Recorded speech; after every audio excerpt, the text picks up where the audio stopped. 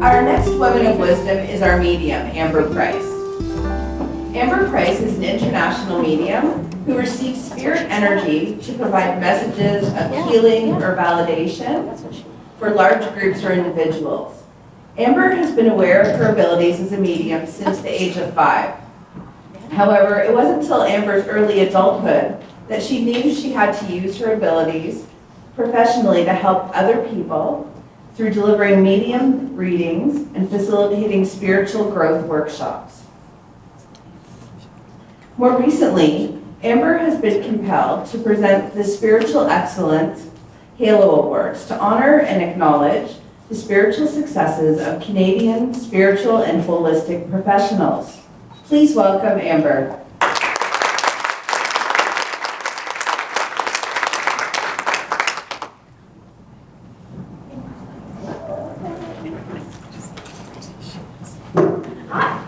Thank you everybody for coming. I want you to give a high five, a fist bump, a hug, I don't care what, to the person who made you come here tonight. Right beside you. She's not here. She's not here, that's great. That works well for her, right? Yeah. Hello. Perfect. Spread the love. I am so very pleased to be here this evening to join all of you extraordinary people who are looking for some more information. You're already on your own spiritual journey, so hopefully today you'll get some questions answered. And also the extraordinary women along the back who are sharing their inspiring stories. And of course, Kathy and Spiritual Niagara for hosting this event tonight, so it's very exciting. I'm here, yes. I have been asked to speak about what it's like to be a medium. So, what is a medium? A medium is somebody who's the in-between living people and the departed people who have passed over. Now, however you want to call them, the departed, passed over, spirit, whichever you'd like to refer to, it's all the same idea. So as a medium, you can connect to messages or feelings from spirit and deliver them as best you can to the living. So how do you do that? I have no idea. No, I'm just kidding. I'm out. So there is a bunch of different ways in which you can receive information. And all of the ways that you can receive are going to have to be the best for you. So as a medium myself, I am mostly a claircognizant. So I get clear thoughts. So they just drop into my head like my own thought or idea, as well as my own memory of something that's happened in my own life. And so I get those, and that's what I generally use to communicate and interpret the messages. I'm also an empath, so I will feel. So I might feel like your leg is broken, or I might feel like you had breathing issues, and that's how I will also use the information in order to connect. You can also clear see, so you can see visions or images and things that will kind of pop in. Here, you can hear things. Maybe, how many of you have ever heard somebody call your name? Yeah. Right? Yeah, like, who's that? Who is that? So you can hear, when you're seeing, you get people out of the corner of your eye, maybe it's an apparition or a shadow, or you might, in fact, see your loved one right in front of you. So how well you can connect to receiving those information is how open you are at the moment. So for instance, if I'm relaxing at night, going to bed, or in the shower, in a meditative state, so I've calmed myself down a little bit, you might be more open to receiving those types of information. It doesn't really absolutely matter even if you understand what it means. Most of the time you might have these fleeting thoughts of your own, or impressions or images, and we all, how many of you think, okay, I have to understand what that means. Who is that? What is happening right now? Are you all looking for a reason to figure out who it is? Yeah, most of the time you might be able to figure it out, and sometimes it's just like you're at Walmart walking by and you see a bunch of strangers walking through Walmart. Same idea. You can actually just get random people in spirit that are walking by your frame of reference. So you don't always have to understand who's coming through or what kind of messages you're getting. So as a medium myself, I've always known that I could interpret that people were with me, but not necessarily understanding that I was a medium at all. And it wasn't until I was about 12 years old that John Edward was on TV. Anybody watch Crossing Over? Yeah. Crossing Over, right? So it was because of him that I thought, oh man, maybe there's something to this. Like, this is what's going on. So I thought, okay, I'll watch his show for a while and see what's going on. So thankfully, for people that were able to kind of put themselves out there and, you know, get up on a big forum and a medium platform and speak, people like us were able to identify that this is the type of information you might be receiving or the ability you were given. So around 12 years old, I thought, oh, that's great, that's what I'm doing, and I went back to playing with my toys, and I just, that's amazing, I don't have to worry about it ever again. Not necessarily what happened. So about 16 years old, our family did experience a very significant passing, and that's when I absolutely knew I wasn't hiding from it. I was getting information from this family member before we were actually physically getting the information from the people involved. And so that's when I really started to understand they can give us information to help us feel better about what's happening. They can give us information to help us grieve healthy.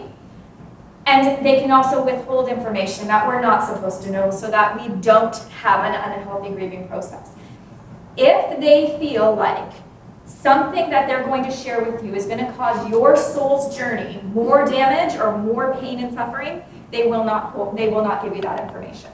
So that's kind of how I've understood it to be in my practice over the years.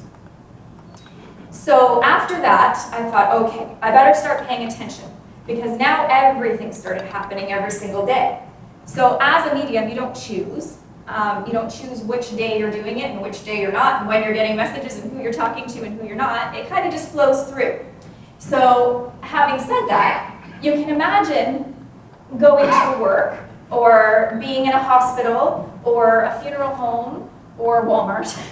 God, I love that place to shop, but there's a lot of energy in that place. So, you know, that's like pick that port apartment sort of done. But the energy around, so if you're here and you're enjoying this time, your loved ones might be as well. Your spirit guides, your angels, any part of your spiritual team will be here as well. And then they might notice that you can connect. So they're going to start to make themselves known. Now, of course, Carolina was talking about grounding. Grounding is so important. You want to, when we speak about grounding, it basically means you want to be, your soul needs to be within your physical body so that you can control how you're like reacting to the energy around you.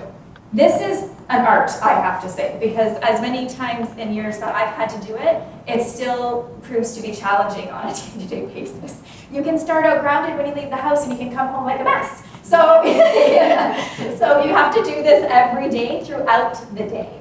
Every time you think something has changed your course or your energy has changed, you have to think and be aware to ground your energy. So, also grounding, but clearing. So you want to clear your energy so that everything you've kind of taken on so far or anything that's filtered through you is not staying on you because you don't want to keep it. You don't need to keep it. So being consciously aware of clearing the energy in your auric field. And then, of course, protecting, right? So you want to make sure that whatever you can do to mindfully put a block or a wall or a bubble or a moat with crocodiles, whatever you need to make sure that nothing's going to pass that field. And then between those three things, those practices of mindfulness, you should be able to enjoy the normal day-to-day things that everyone else gets to enjoy as well. So, having said that, when you go out into public, you are going to get different types of information. Does that mean everybody can get different types of information? Do we believe that everybody's a medium? No. I believe that most people can get intuitive information, but just as, you know, we mentioned earlier in the evening, somebody could be a baker and be really good at it. I could try to bake, it might not work out so well. So depending on how much energy you put into your activity and how much time you're willing to invest and how open you are to do it.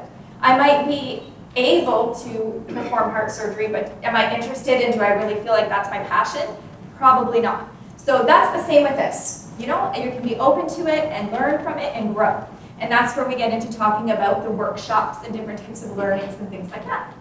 And again, that's very, very true. You want to be able to connect to your facilitator, because in a workshop, what is actually happening is they're helping you. So they're facilitating the process of you understanding how you receive and interpret your own messages. For instance, I remember this as I was learning, and I was reading a lot of books, and I was, on YouTube and watching all these shows and stuff. It was very interesting. But I kept being told by one particular medium that if I see a black crow, that means my mom's dying. And I thought to myself, oh my God, I hope I don't see a black crow. Well, I left her workshop and I saw four black crows. So I was like, wow, I'm screwed. I'm screwed, this is not good. Meanwhile, I thought to myself, that's not how I associate a black crow. I think of black crows as being like strong, dominant kind of birds that are the ones that are kind of like, mouthy a little bit and just, saying, here I am, here's what's going on. So then I started thinking, do I actually think that I am getting that message that someone's going to die in my family? Or do I think that that bird presented itself because I needed to say my own piece, I needed to be, using my throat chakra, my energy, and speak my own part? So I had a conversation with another medium, and that was exactly what I learned.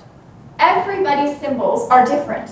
They're very, very different. So when you're learning from somebody, and they're teaching you how to develop and enhance and explore your own spirituality, it's very important that you understand that. What is a symbol for me might not be a symbol for you, and that's definitely okay. So being able to own what it is you're experiencing so that you can take the most out of the experience and give the best message or receive the best message.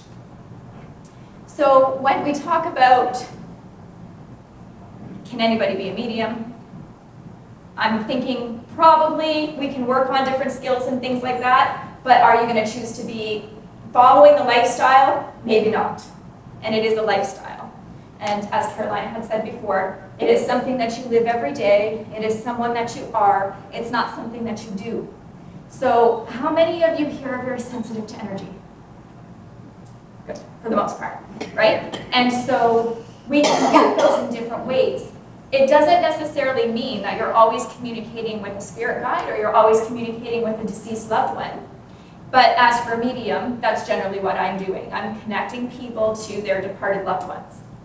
It's a huge responsibility. So if you're looking for more information and you're reaching out or you're already providing readings and working with others, it is a huge responsibility because you're dealing with their loved ones or friends, or maybe, Aunt Sally, who nobody liked, but she'll come through too. That happens quite a bit. Either way, Aunt Sally's been enlightened now, right? So that's kind of the deal, is that you are that medium between the person sitting in front of you and the person that's departed.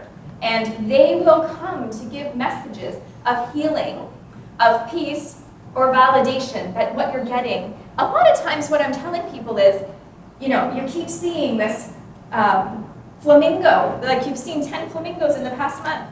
Yes, that's your mother that's sending those. We really are just kind of validating that what you already assumed. You get flamingos? No, right? Yeah. Amazing. Just last week. Yeah. So just random. But yes, that's all of the things that we might end up wanting to validate, because sometimes even though we think we know, we just like to hear somebody else say, you know what, you're not crazy, this is exactly what's happening, and it makes you feel better and comforted. So for the most part, when I'm doing medium work, I am doing it through the highest good, and I want everybody to kind of learn from it and grow from it. So we also are looking at, how do you turn it off? We talked about that. We talked about this wall or this block or the bubble or whatever you want to call it. So when you do not want to communicate with deceased people, you do have to be very mindful of this. And I did a reading recently, and I had Johnny Cash come through.